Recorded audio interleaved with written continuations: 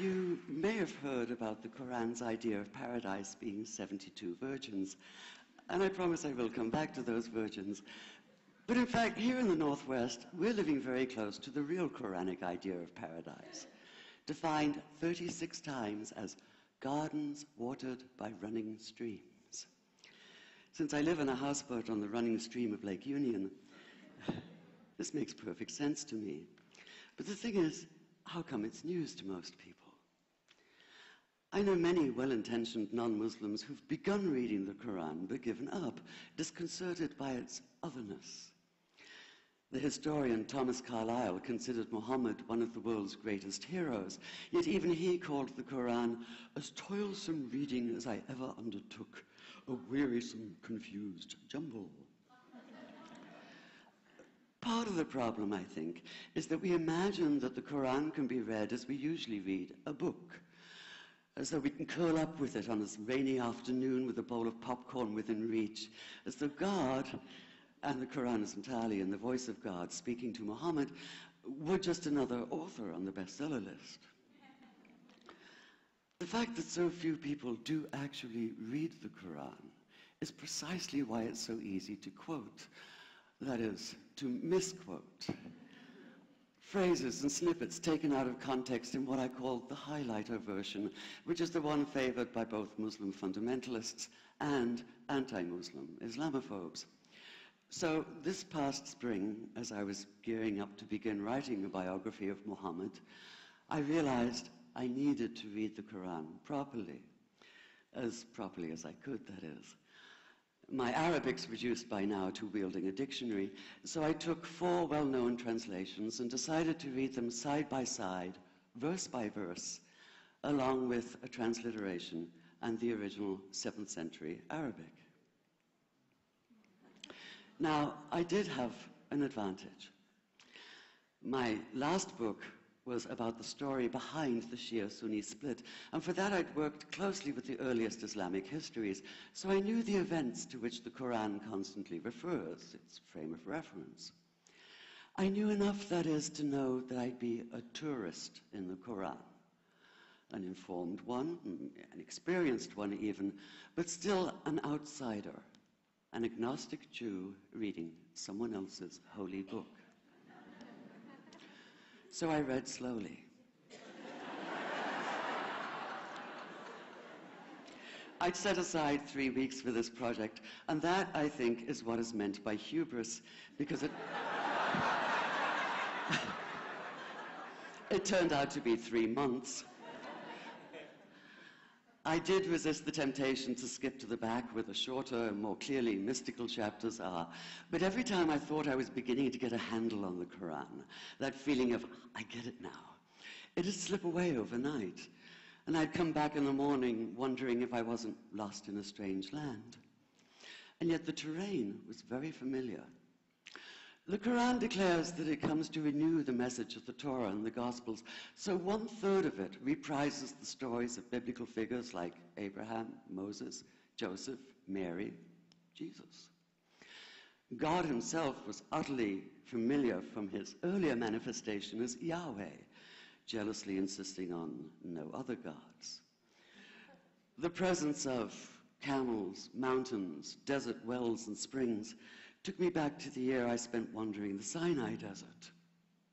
And then there was the language, the rhythmic cadence of it, reminding me of evenings spent listening to Bedouin elders recite hours-long narrative poems entirely from memory.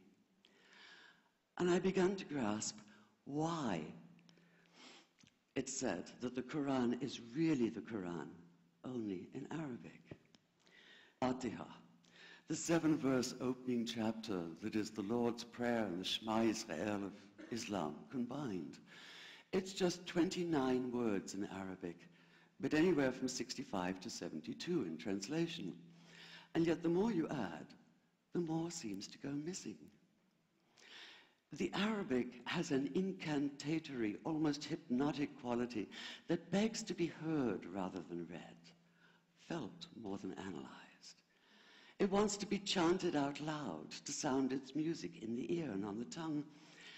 So the Quran in English is a kind of shadow of itself, or as Arthur Arbery called his version, an interpretation.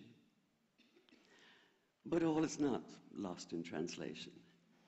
As the Quran promises, patience is rewarded, and there are many surprises. A degree of environmental awareness, for instance, and of humans as mere stewards of God's creation, unmatched in the Bible. And where the Bible is addressed exclusively to men, using the second and third person masculine, the Quran includes women, talking, for instance, of believing men and believing women, honorable men and honorable women. Or take the infamous verse about killing the unbelievers. It does say that, but in a very specific context. The anticipated conquest of the sanctuary city of Mecca, where fighting was usually forbidden. And the permission comes hedged about with qualifiers. Not you must kill unbelievers in Mecca, but you can, you are allowed to, but only after a grace period is over. And only if there's no other pact in place. And only if they try to stop you getting to the Kaaba. And only if they attack you first. And even then, merciful forgiveness is supreme, and so, essentially, if you don't. This was perhaps the biggest surprise, how flexible the Quran is, at least in minds that are not fundamentally inflexible. Some of these verses are definite in meaning, it says, and others are ambiguous. The perverse at heart will seek out the ambiguities, trying to create discord by pinning down meanings of their own. Only God knows the true meaning. The phrase, God is subtle, appears again and again.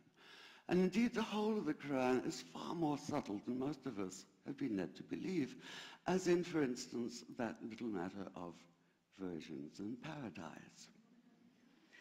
Old-fashioned Orientalism comes into play here. The word used 4 times is huris, as dark-eyed maidens with swelling breasts, or as fair, high-bosomed virgins. Yet all there is in the original Arabic is that one word, huris. Not a swelling breast or high bosom in sight. Now, this may be a way of saying pure beings, like in angels, or it may be like the Greek kos, or kore, an eternal youth. But the truth is, nobody really knows, and that's the point. Because the Quran is quite clear when it says that you will be a new creation in paradise, and that you will be recreated in a form unknown to you, which seems to me a far more appealing prospect than a virgin.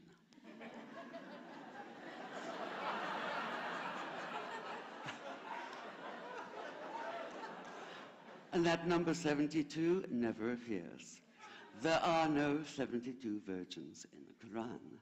That idea only came into being 300 years later, and most Islamic scholars see it as the equivalent of people with wings sitting on clouds and strumming harps. Paradise is quite the opposite. It's not virginity, it's fecundity, it's plenty, it's gardens watered by running streams.